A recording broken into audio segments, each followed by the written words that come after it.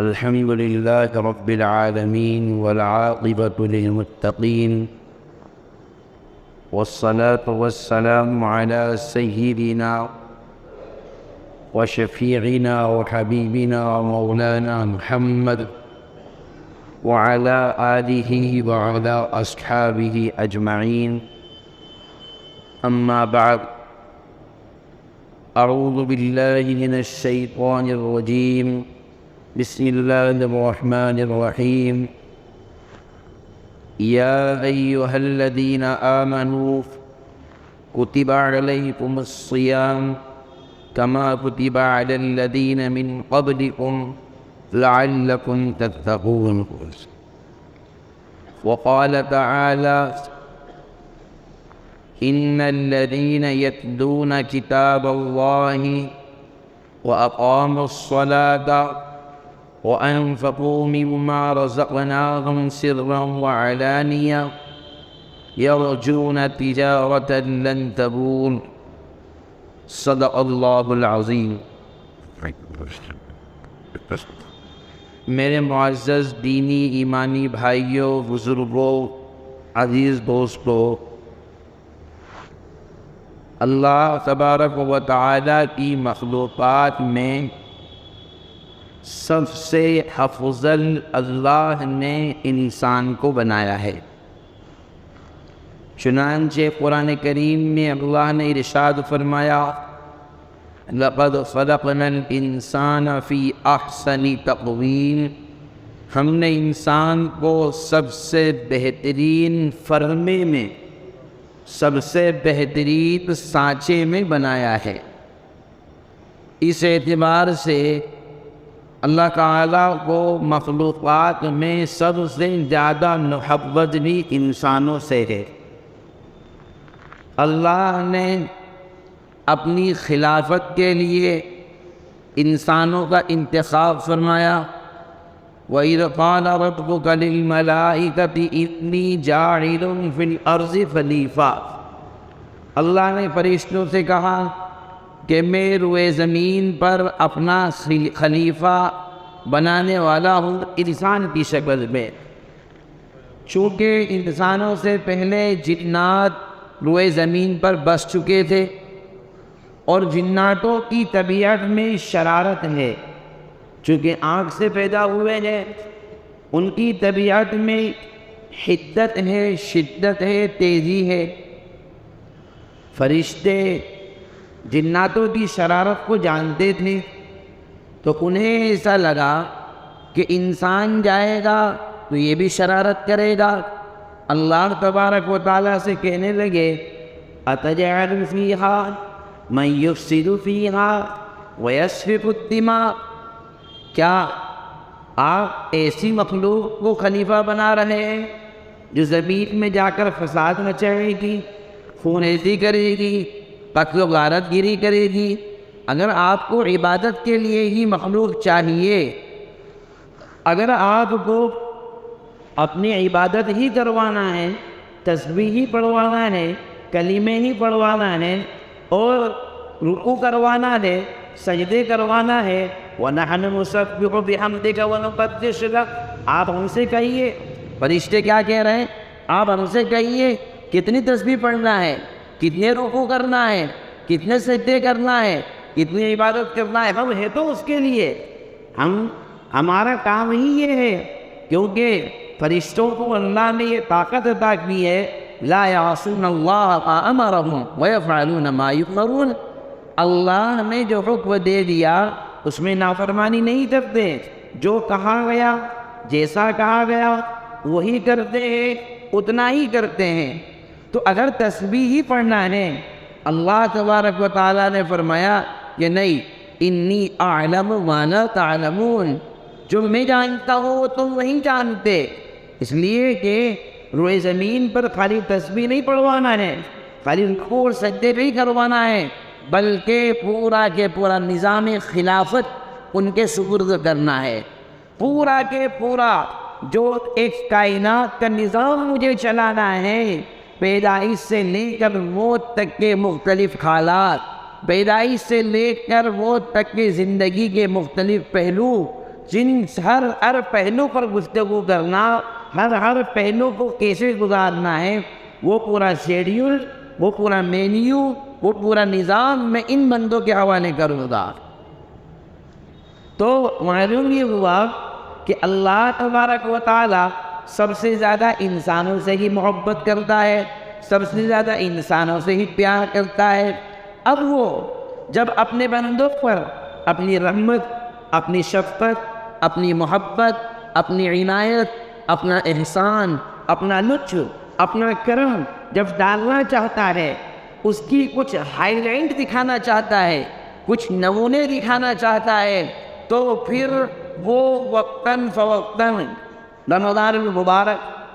رمضان المبارک کے مقدس مہینے کی شکل میں ایک مہینہ عطا کر دیا۔ اور کیسا احساس کرتا ہے، اکرام کیسے کرتا ہے اپنے بندوں کا۔ کبھی تو کہا تسحروا فإن فیہ برکۃ، لوگوں سحری کھاؤ، سحری کے کھانے میں برکت ہے، برکت کا کھانا کھاؤ گے، عبادت میں طاقت ملے گی، تمہیں ثواب ملے گا۔ تو کبھی سحری کے کھانے میں برکت رکھتی، کبھی فرمایا کہ ایک آدمی کو افطار کرا دو، افطار کرانے پر تم جہنم سے آزاد کر دیے جاؤ گے، یہ ثواب کا ایک درجہ یہ دے دیا۔ اور افطار میں بھی ضرورت کے بقدر کرا دیا، پانی پلا دیا تو بھی ثواب مل گیا، لسی پلا دی تو ثواب مل گیا، دودھ پلا دیا ثواب مل گیا، کھجور کھلا دی ثواب مل گیا۔ کبھی کہا کہ ایک فرض ادا کرو گے 70 فرضوں کے برابر ثواب ملے گا۔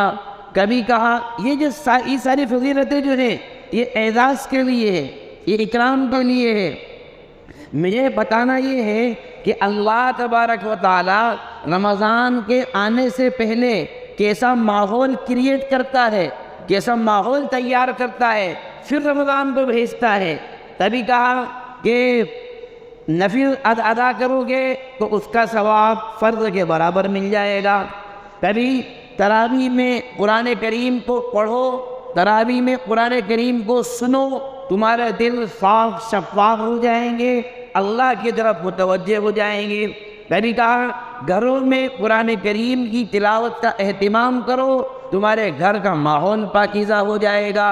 ہم نے جو مال دیا ہے، حضرت جناب رسول اللہ صلی اللہ علیہ وسلم جب رمضان المبارک کا مہینہ آتا، آپ کا رنگ بدل جاتا، آپ کا لائف اسٹائل بالکل چینج ہو جاتا، آپ کی زندگی کا انداز ہی الگ ہو جاتا۔ کیوں؟ اس لیے کہ چونکہ یہ عام دنوں سے ہٹ کر مہینہ ہے، عام مہینوں سے ہٹ کر ہے، اس لیے اس کا ماحول بھی عام مہینوں سے ہٹ کر کے ہوگا، آپ کا چہرہ متغیر ہو جاتا، خشیت الہی کے آثار آپ پر طاری ہو جاتے، اور سخاوت کے دہانے آپ کھول دیتے۔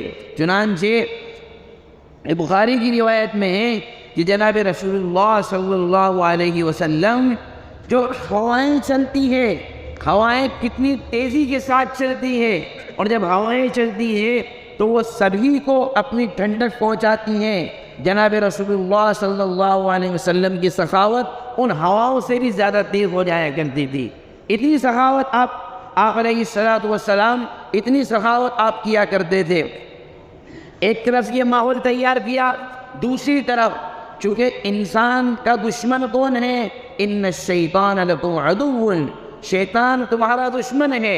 فرمایا اس کو قید کرو، اس شیطان کو قید کر دیا گیا۔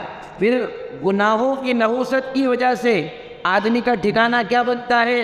کہا جہنم بنتا ہے، تو کہا جہنم کے سارے دروازے بند کر دو اور جنت کے دروازے سارے کھول دیے جائیں۔ یہاں آ کر ہمارے بہت سارے بھائی ایک سوال کرتے ہیں کہ اگر کوئی بندہ رمضان میں مر گیا، رمضان میں اس کا انتقال کر گیا، تو ایسا سنا ہے کہ وہ سیدھا جنت میں جاتا ہے۔ بالکل آپ نے صحیح سنا۔ پھر وہ سوال کرتے ہیں کہ جب اس کا حساب کتاب نہیں ہوگا، اللہ اس کو بغیر حساب کتاب کے جنت میں پہنچا دیں گے، تو مولانا کیا رمضان گزر جانے کے بعد میں وہ واپس اس کو لایا جائے گا، حساب کیا جائے گا؟ میرے بھائی، یہ اللہ تبارک، یہ سوال آپ کیوں کر رہے ہیں؟ اللہ کی رحمت سے اتنی چھوٹا سا سوال، یہ کوئی سوال کرنے کی چیز ہے؟ یعنی ارے ہم جب کسی بندے کو فرض کر لو ہم نے کسی کو 20 کا نوٹ دیا، اس کو دینا 10 کا تھا، 20 کا چلا گیا، ہم کیا کہتے ہیں یہ تو غلطی سے ہوا ہے، یہ غلطی سے ہوا. لیکن بسا اوقات آدمی کیا کہتا ہے چل جانے دو کوئی بات نہیں، جانے دو رہنے دو واپس مت دو. کرتے ہیں کہ نہیں کرتے؟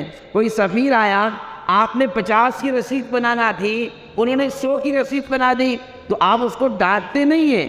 اچھا انسان ڈانٹے گا نہیں بلکہ کہے گا کوئی بات نہیں مولانا 100 کی بنوے نا، چلو 100 روپئے رکھ لو، 50 واپس نہیں لیتا ہے. تو یہ آج کا انسان اتنے گئے گزرے دور میں، اتنے فتنے کے دور میں، اتنے فساد کے دور میں میرے بھائی اتنا نرم پڑ جاتا ہے. تو کیا ہمارا اللہ جو سارے سخیوں کا سخی ہے، ایک مرتبہ اس نے کہہ دیا کہ جاؤ میں نے بخش دیا تو دوبارہ وہ پھر پکڑ کر لائے گا؟ اللہ یہ انتقام کی جو جذبات ہیں، بدلے کی جو بھاونائیں ہیں، یہ تو میرے اور آپ کے اندر ہوتی ہے. جیسے ہماری کسی سے لڑائی ہوتی ہے تو ہم کیا کہتے ہیں ابھی رمضان ہے رک جاؤ، رمضان چلے جائے تو عید کے دن بتاتا ہوں اس کو، کرتے ہیں اور پھر عید کے بعد اس سے بدلہ لیتے ہیں، دل میں رکھتے ہیں، کینہ حسد دل میں رکھتے ہیں اور اس غلطی کا بدلہ عید کے بعد لیتے ہیں. ہمارا اللہ ایسا نہیں ہے.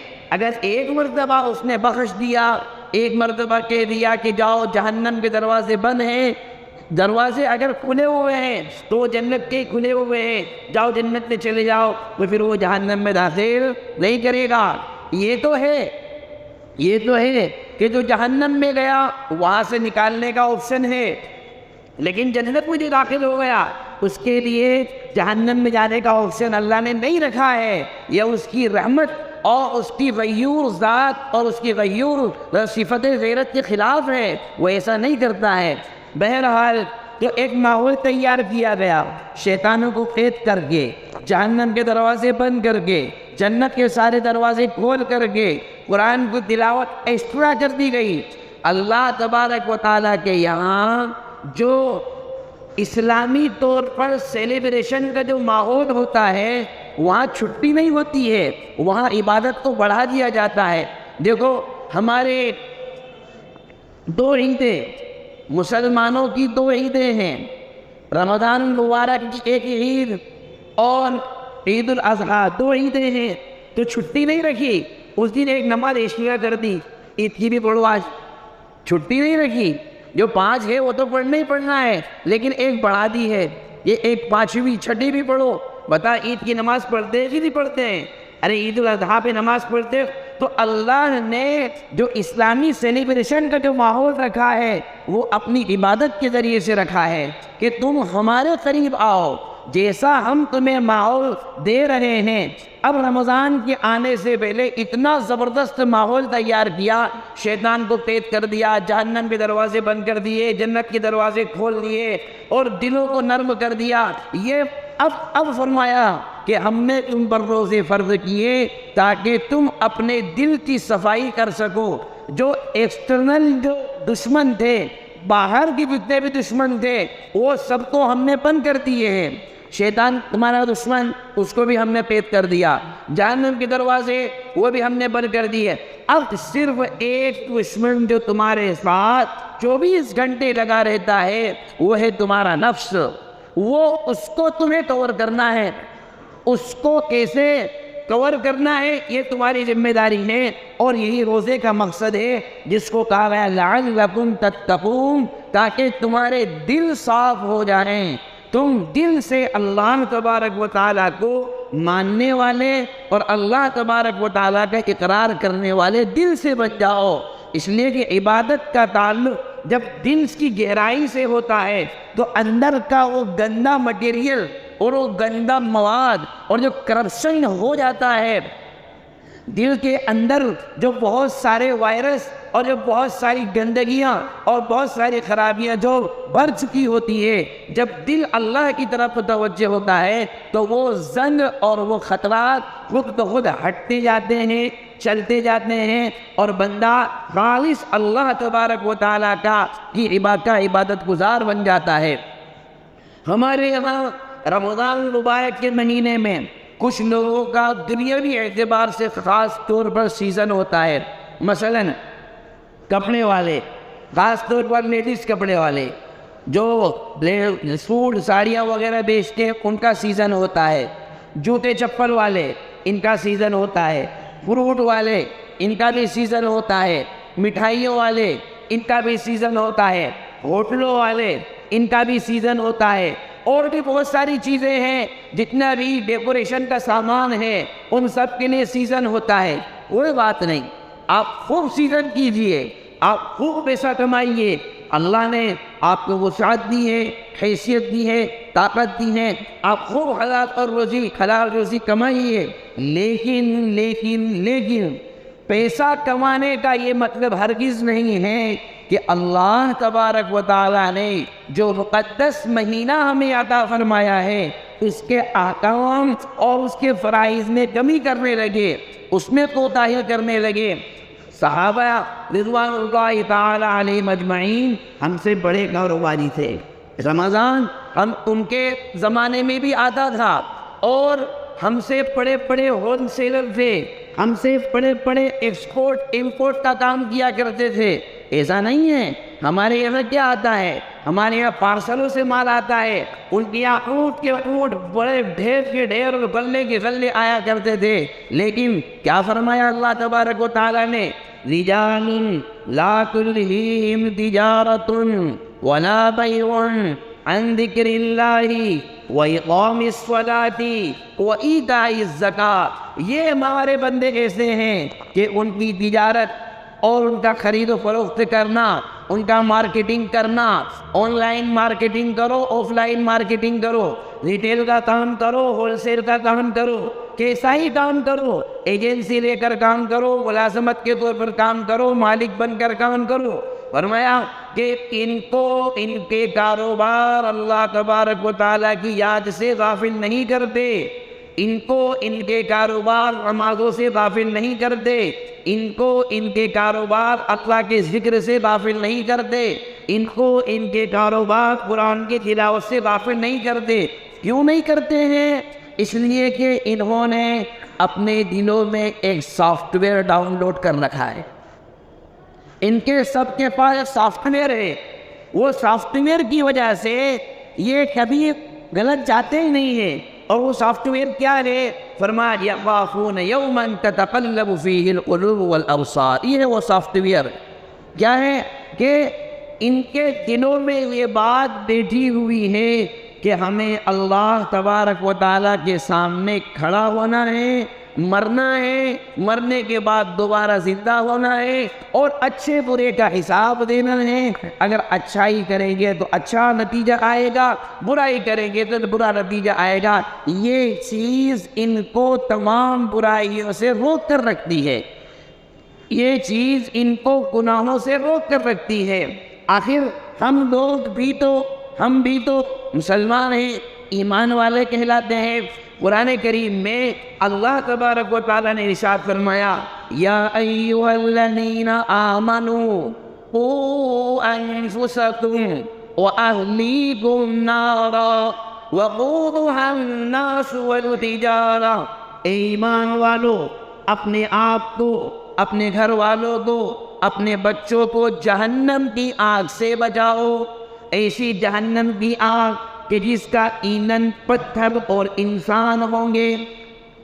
علیہا ملائکۃ غلاظ شداد. اور اس جہنم پر اللہ تبارک و تعالیٰ کے ایسے سخت اور تند خو فرشتے مسلط ہیں جن کا کام یہ ہے لا یعصون اللہ ما امرهم ویفعلون ما یؤمرون. اللہ نے جس بات کا انہیں حکم دیا اس کی ذرا برابر بھی نافرمانی نہیں کرتے. جو کام انہیں بتلا دیا گیا وہ کام کرتے رہتے ہیں. سمجھنے کی بات یہ ہے کہ یہ آیت جب نازل ہوئی اس وقت میں حضور بھی موجود ہے، ٹھیک ہے، عشرہ مبشرہ بھی موجود ہے، خلفائے راشدین بھی موجود ہے، بلال حبشی جیسے بھی موجود ہے، عمار سہیب جیسے بھی موجود ہے، مصعب ابن عمیر جیسے بھی موجود ہے. ابو ذر غفاری ایسے بھی موجود ہیں. بھلا بتلائیے یہ لوگ جہنم میں جا سکتے؟ ارے یہ لوگ جہنم میں جا سکتے ہیں؟ نہیں جا سکتے. پھر کیوں کہا کہ بچاؤ اپنے آپ کو اور اپنی اولاد کو؟ معلوم یہ ہوا کہ ایسے طریقوں سے بچاؤ جو طریقے تمہیں اور تمہاری اولاد کو جہنم کا ایندھن بنانے والے ہوں. مثال کے طور پر ایک مثال دیتا ہوں میں. رمضان المبارک میں حضرت جناب رسول اللہ صلی اللہ علیہ وسلم نے افطار کرانے کی بڑی فضیلت بیان فرمائی کہ کسی غریب کو افطار کراؤ، اللہ تبارک و تعالیٰ تمہاری مغفرت کر دے گا، بخشش کر دے گا. ماشاءاللہ ہمارے علاقے میں دیکھنے میں آتا ہے روزانہ افطار پارٹیاں چلتی ہے، اور ہر آدمی ایک دوسرے سے بڑھ کر کے افطار پارٹی دیتا ہے. دیتے ہیں نا، پہنچ دیتے ہیں. لیکن بہت زیادہ معذرت کے ساتھ آپ لوگوں کو اگر برا لگے مجھے معاف کرنا، لیکن یہ میں اپنے سماج کی، اپنے معاشرے کی وہ سچائی بتا رہا ہوں جو ہم نے دیکھی ہے. کیا کہ ایک تو جب ہم افطار پارٹی دیتے ہیں غریبوں کو کوئی نہیں پوچھتا ہے. ارے پوچھنے کی بات کر رہے ہیں آپ؟ اگر کوئی فقیر اس وقت مانگنے کے لیے آ جائے بھگا دیتے ہیں اس کو، اس لیے کہ آج ہم نے سب سوٹ بوٹ والوں کو بلایا ہوا ہے بہت زیادہ معذرت کے ساتھ. پھر ایک بار معذرت کے ساتھ آج ہم نے 5 ہزار کے سوٹ والوں کو بلایا ہوا ہے، آج ہم نے سفید کپڑے والوں کو بلایا ہوا ہے، آج ہم نے کنف کے کپڑے والوں کو بلایا ہوا ہے، آج ہمارے یہاں 4 ویلر والے آئیں گے، آج ہمارے یہاں 5-10 لاکھ کی گاڑیوں والے آئیں گے. اس لیے غریبوں کا یہاں کوئی چانس نہیں ہے.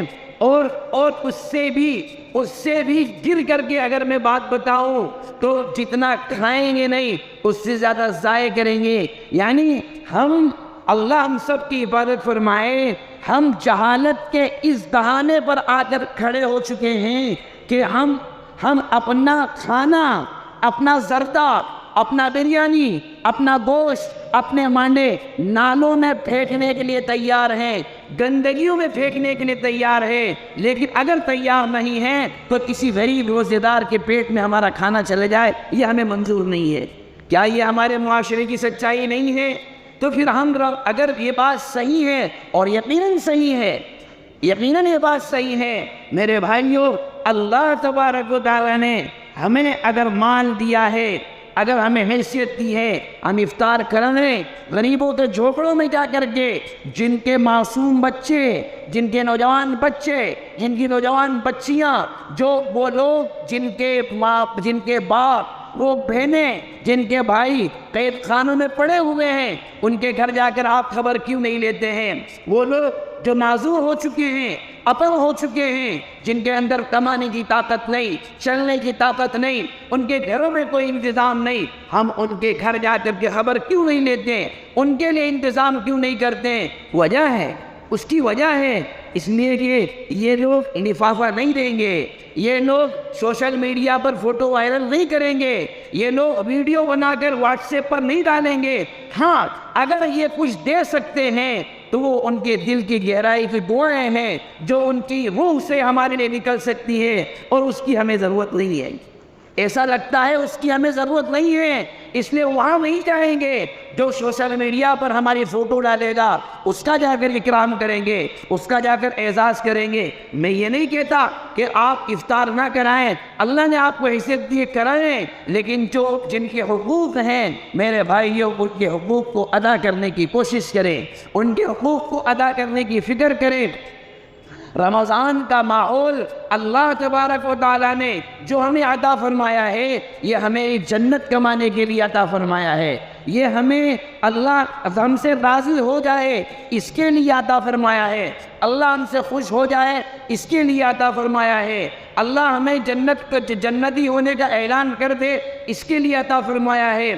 سارے دشمن ہمارے قید کر لیے گئے، دشمن نفس جو ہمارے ساتھ میں لگا ہوا ہے، بس اس کو قید کرنا یہ ہماری جواب داری اور ہماری ذمہ داری ہے. اور اس کا آسان طریقہ کیا ہے کہ ہم اپنے آپ کو جو اوامر ہیں ان پر چلائیں، نواہی سے اپنے آپ کو بچائیں، نیکیوں کی راہ پر چلائیں، گناہوں کے طریقے سے، گناہوں کے راستے سے اپنے آپ کو بچائیں۔ ہمارا عمل اگر اللہ کو راضی کرنے کے لیے ہے تو پھر ہمیں کسی ملامت کرنے والے کی ملامت کی پرواہ نہیں ہے، کسی لعنت بھیجنے والے کی لعنت کی پرواہ نہیں ہے، کسی نام رکھنے والے کے نام رکھنے کی پرواہ نہیں ہے۔ اور اگر ہم نے دنیا والوں کو خوش کرنے کے لیے اگر یہ کام کیا ہے تو ممکن ہے جو چھوٹا موٹا آدمی ہوگا، غریب آدمی ہوگا، وہ دعا دے کے چلا جائے گا اگر ہوگا تو، لیکن جتنے بھی آئیں گے بڑے بڑے وہ سب کے سب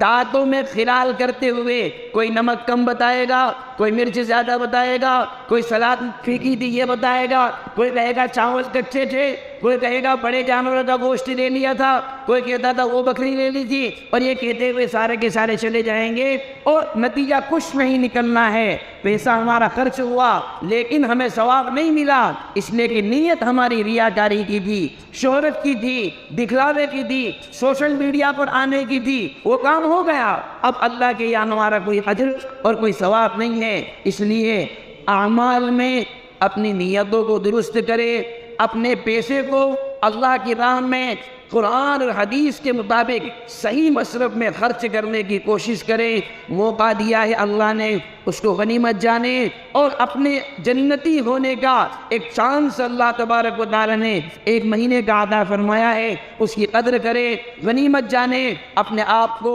قرآن سے وابستہ کرے، نمازوں سے وابستہ کرے، سخاوت کے دریا بہائے، اللہ کے دیے ہوئے مال کو اللہ کی راہ میں خرچ کرے، اور عبادات میں انہماک پیدا کرے، اخلاص پیدا کرے، للہیت پیدا کرے۔ اللہ تبارک و تعالی ہم سب کو کہنے سننے سے زیادہ عمل کی توفیق عطا فرمائے۔ اللہ ہم سب کی اصلاح فرمائے۔ اللہ ہم سب کے دلوں میں اپنی محبت پیدا فرمائے، اپنی خشیت پیدا فرمائے، تقوی پیدا فرمائے، پاکیزگی عطا فرمائے، شہرت سے، ریاکاری سے، دکھلاوے سے اللہ ہم سب کی حفاظت فرمائے، اپنی رضا والے کام کرنے کی توفیق عطا فرمائے، اپنی ناراضگی والے اعمال سے اللہ ہم سب کے توفیق، اللہ ہم سب کو کی حفاظت فرمائے۔ وما توفیق